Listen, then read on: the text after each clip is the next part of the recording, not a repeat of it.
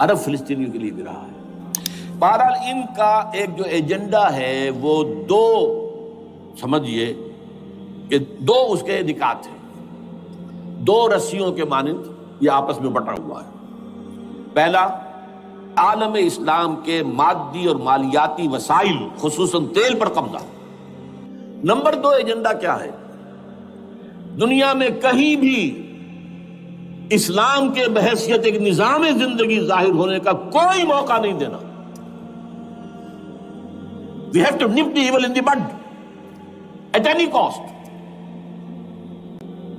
یہ ان کے ایجنڈے کا دوسرا پہلو ہے۔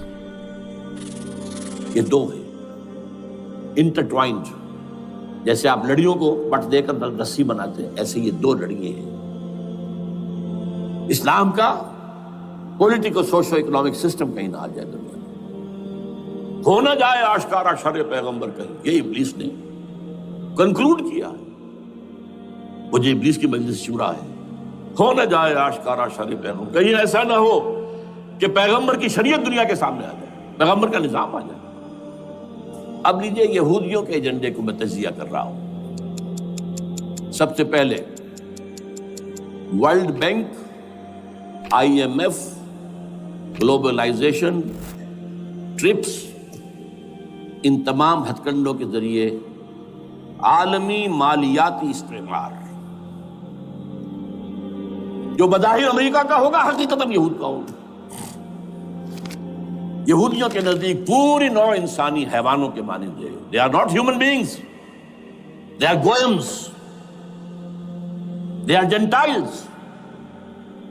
یہ انسانی شکل میں حیوان ہیں، اور جیسے حیوانوں کو ایکسپلائٹ کرنا، استعمال کرنا انسانوں کا حق ہے۔ گھوڑے کو آپ باندھتے رہے ہیں نا ٹانگے کے آگے، اور بیلوں سے آپ ہل جتواتے رہے ہیں، تو جیسے یہ حق ہے ایسے ہمارا حق ہے پوری دنیا کے جو ہے وسائل ان کو کھینچے۔ ہاں جیسے گھوڑے اور بیل کو بھی کوئی نہ کوئی دانہ تو ڈالنا پڑتا ہے، چارہ تو دینا پڑتا ہے، تو ان کو بھی کچھ دو۔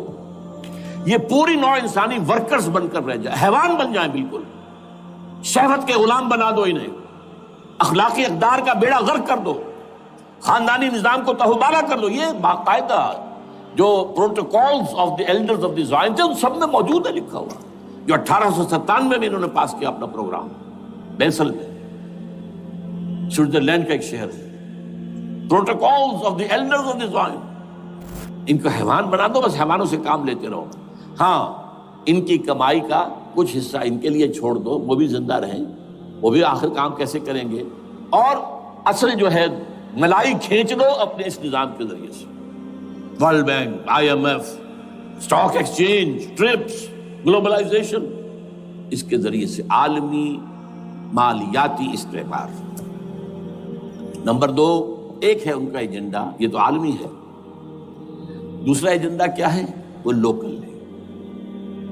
وہ کیا ہے؟ گریٹر اسرائیل کا قیام، جس میں مصر کا سارا زرخیز علاقہ شامل ہوگا، جو ڈیلٹا کا علاقہ کہلاتا ہے اس کا، جہاں کے اس وقت کے بادشاہ نے، حضرت یوسف علیہ السلام کے زمانے کے بادشاہ نے، وہ فرعونہ کے خاندان میں سے نہیں تھا، وہ عرب تھا، عربوں ہی سے کسی وقت کوئی قوم آئی تھی جو کہ مصر پر قابض ہو گئی تھی۔ اس نے حضرت یوسف کے خاندان کو لا کے وہاں آباد کیا، بہترین جشن کا علاقہ کہلاتا ہے، بہترین۔ وہ کہتے ہیں ہمارا ہے، ہم رہے وہاں پر کئی سو برس تک رہے، عراق ہمارا ہے، وہاں ہمیں قید میں رکھا گیا، نبوکدنضر لے گیا تھا۔ عرب کا شمالی حصہ جو ہمارا ہے، وہاں خیبر میں یہودی قلعے تھے، اور وہاں مدینے کے اندر جو ہے 3 قبیلے یہودی تھے جنہیں محمد نے صلی اللہ علیہ وسلم وہاں سے نکال باہر کیا تھا۔ یہ جارڈن، یہ ترکی کا بھی کچھ حصہ ہمارا ہے، باقی پورا لبنان اور پورا فلسطین، یہ سب اس کے اوپر بنے گا ایک greater Israel. This is there local agenda, اور اس کے لیے ضروری ہے ایک بہت بڑی جنگ، ایسے آسانی سے نہیں ہو جائے گا۔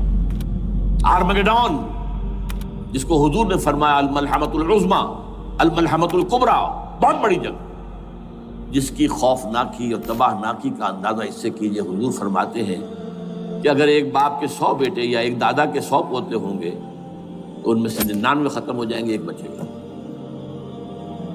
اور ایک جگہ فرماتے ہیں اتنی اموات ہوں گی، اتنی لاشیں ہوں گی کہ کہ ایک نفاست پسند پرندہ جو ہے، جو گندگی پہ نہیں اترنا چاہتا.